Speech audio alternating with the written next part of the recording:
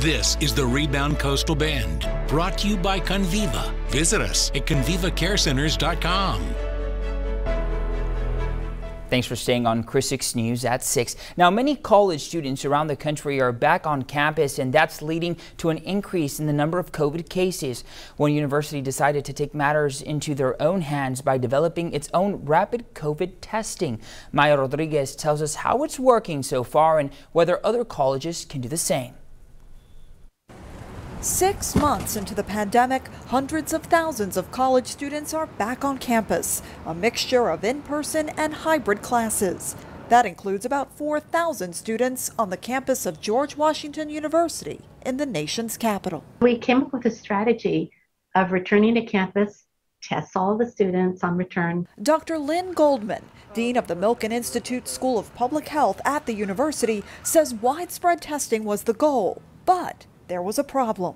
Our clinicians at our hospital were very, very frustrated by the inability to order tests. So they decided to create their own rapid COVID test using technology and know-how they had on hand. We already had tests where we were doing large amounts of molecular biology research. They got emergency FDA approval, and now everyone, students, faculty, and staff, get tested.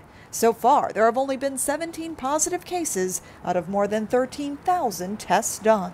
Keep your fingers crossed. We have not seen much evidence of transmission on our campus or even off campus with our students at all. But across the country, the situation is different. According to data from more than 1,600 colleges and universities compiled this week by the New York Times, more than 130,000 college students have so far tested positive at more than 1,300 college campuses. This week, the CDC reported from early August to early September, COVID cases for people 18 to 22 years old rose 55%, coinciding with when students returned to college campuses. The biggest increases seen in the Northeast and Midwest. There are areas of the country where we're starting to see the uptick in test positivity, which is generally a predictor that you're going to start seeing surges. Surges they're hoping to avoid at George Washington University, which says their testing program can be pulled off at other schools. Every university that has a medical center has a clinical lab. Some student health services have clinical labs. Almost everybody has a clinical lab in their community.